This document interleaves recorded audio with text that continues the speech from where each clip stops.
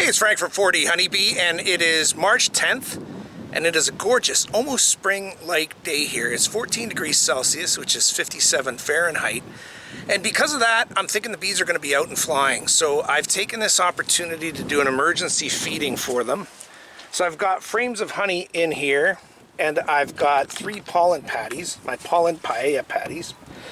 And they don't desperately need the pollen right now, but they'll definitely need the pollen once they start rearing brood, which is in the next maybe 3-4 weeks tops. So I'm going to get into the hives. I'm going to actually crack them open, and I don't know if I'm going to just drop the frames in and replace frames that are in there already, or if I'm going to just scrape off the honey onto some newspaper, that type of thing. That's one thing that I'll only determine once I get in there and see what the hives look like once I crack the hives.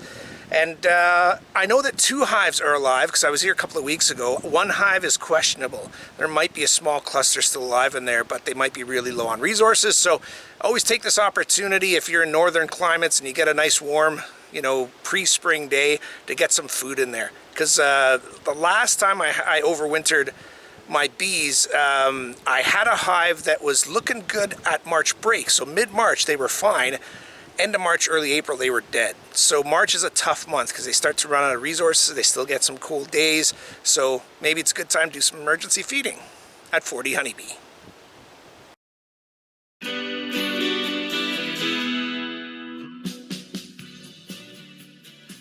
Okay, so here's our first look, and I like what I see. I see bee activity at all 3 hives. So this hive right here is the Venus hive. It had been doing very strong, and I really didn't have any concerns about this one. The next 2 hives, though, I split late in the season. So I showed up, and it had I had 2 queens in that hive. So I took the top box and put it in that far end, and I took the bottom box and I left it there. So the bottom box is the one that seems like it has the fewest resources. So that's where I'm going to start, and for sure I'll be giving them honey and food. But let's take a look at the activity at each hive here. Hi, bees.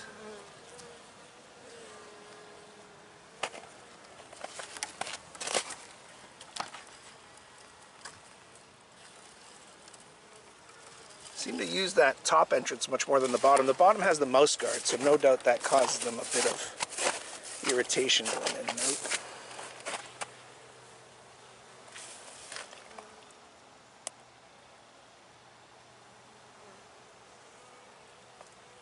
This is the hive that I'm really concerned about. It's got some good bee activity though. Now when I looked last time, I only saw 1 bee in it through the top, and certainly not a big cluster at all. Both of the other hives had clusters big enough to occupy the center of the hive. You can see the activity level is superior at the 2 other hives.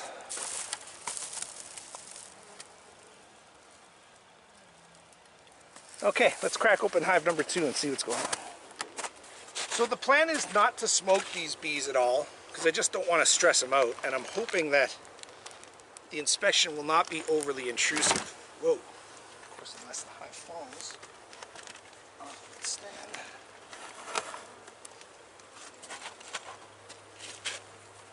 The hive was at the very edge of its stand, so that's better. Just the fact that the hive kind of fell like that tells me it's very light, and because it's very light, it means it doesn't have much in the way of resources. So let's have a look in this lid. So you can see here what's been happening is that the moist air comes up through the inner lid. Let me show you. Moist air comes up through the inner lid, hits the outer lid, the telescoping lid. It condenses. Some comes back down and falls in, but it falls into this, which absorbs it, and the top layer is a little wet. It's not even wet at all right now, but then as you go further down, there's absolutely no moisture at all. Get out of there, bee. Jeepers. Okay. So let's get into this hive and get ready to feed it.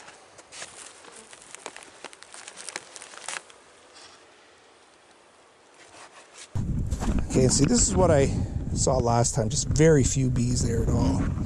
But there are bees, and certainly more than there were last time. So let's see if I can get this open and get some food in there.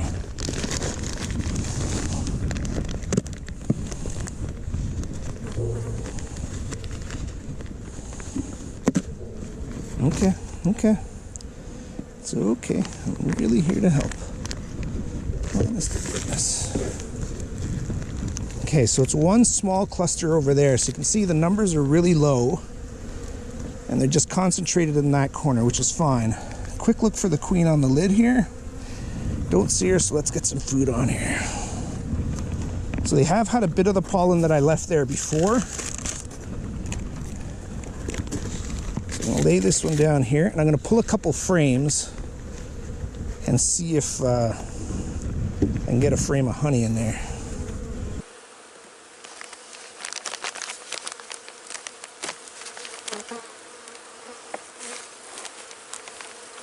Let's see what's going on in this frame right here. Yeah, there is some honey still left on that frame, so I don't want to get rid of that one. How about this next one right here?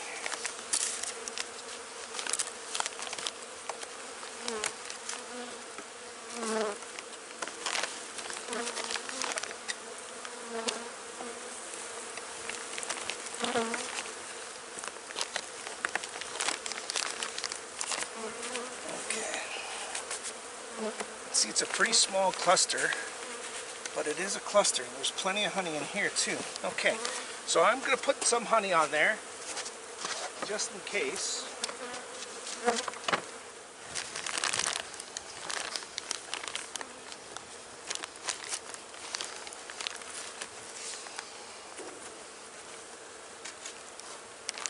Okay, so let's get this lid back on now. So we've given them some more pollen and some more honey.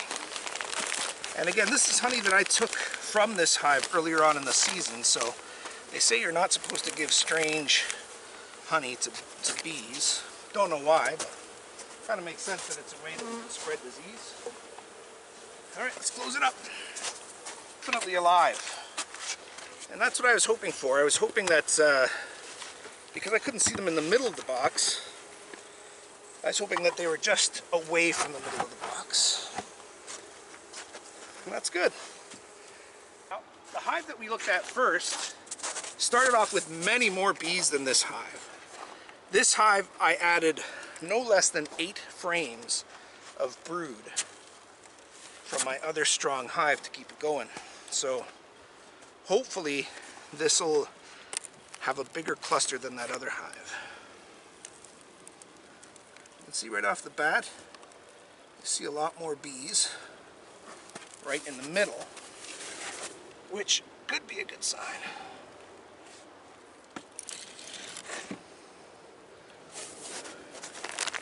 These bees are very, very quiet and happy. So the goal is just to keep them that way. Okay, so you can see it is a bigger cluster of bees, but still not massive. Still only occupying, let's say, 1, 2, 3, 4, 5, maybe 6 frames. I'm looking for the queen on the lid, but what I'm going to do is just keep them partially covered here. They've eaten a lot of the pollen patty. You can see they've eaten a lot of the pollen patty that I gave them in the fall. But I'm going to put another one down and put some honey down for them.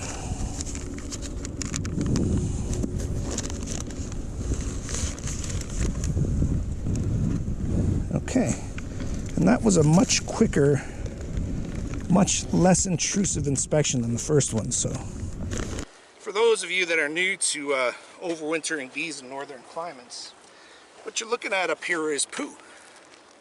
This is all bee poo. Because when they gotta go, they gotta go. And that's a good sign of their health. If you had tons more of this and if it were really runny, if the front of the hive was really covered in it, then they'd have there's a good chance they'd be suffering from nosema, which is dysentery. Alright, so one more to set up here, and then we are out of here. Wow, really looks good as far as moisture control. The chips are just working perfectly. Let's see, sometimes bees like to hang onto the bottom mesh here. Yep, so let's just make sure the queen isn't there. Let's see. See that okay? And that looks like a good number of bees. Again, the very first look makes it seem like this hive has the highest numbers, which is what they did have going into winter.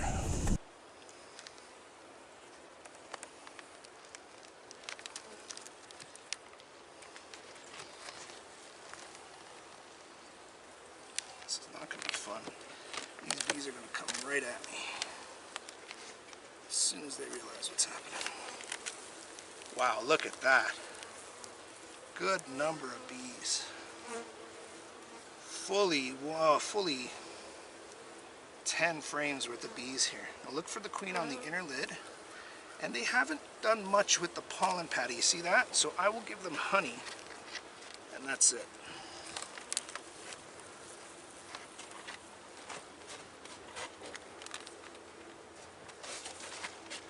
There's one round of honey. I'm just going to put the lid back on them and grab them some more honey. And that's it.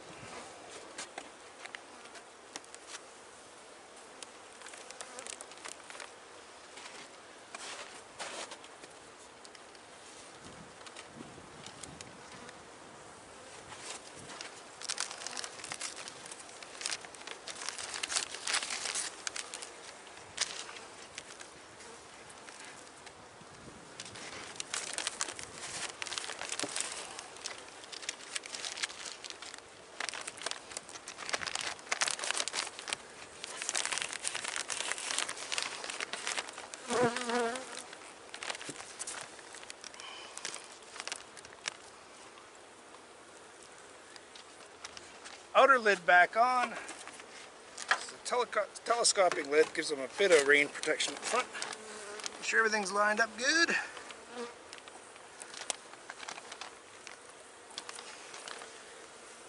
And then brick on the top.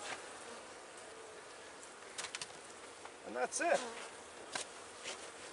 Okay, so overall the picture was really good. It was a little better than I thought it would be. So hive number 2, which I thought was dead, is actually alive in a very small cluster, just clinging to life. I'd say 3 frames worth, maybe 4 frames worth of bees.